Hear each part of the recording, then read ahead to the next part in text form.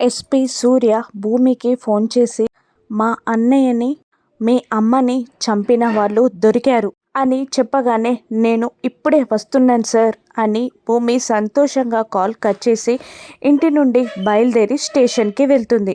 ఇక ఇతనే మా అన్నయ్యని మీ అమ్మని చంపింది అని అంటూ కుర్చీలో తల వంచుకొని ఉన్న అతని జుట్టును గట్టిగా పట్టుకొని భూమి అతని ముఖం చూసేలా ముఖాన్ని పైకెత్తుతాడు. అమ్మా అని అరుస్తాడు కేపీ. కేపీని అక్కడ చూసి షాక్ అవుతుంది భూమి. కేపీ ముఖం నిండా ఒంటి నిండా దెబ్బలే. అది చూసి భూమి షాక్ అవుతుంది.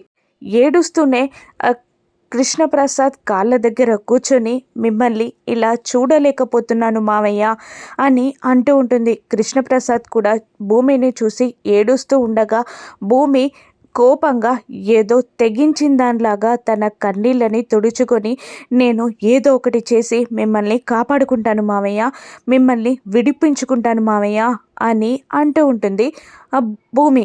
సూర్య భూమి మాటలు నమ్ముతాడా? అపూర్వ కుట్రని బయటపెడతాడా? భూమికి హెల్ప్ చేస్తాడా? లేదంటే మొండిగా కృష్ణప్రసాదే నేరస్తుడు అని వాదిస్తాడా? అపూర్వ సృష్టించే దొంగ సాక్ష్యాధారాలు ఏంటి? రాను ఎపిసోడ్స్లో చూద్దాం. Thank you for watching.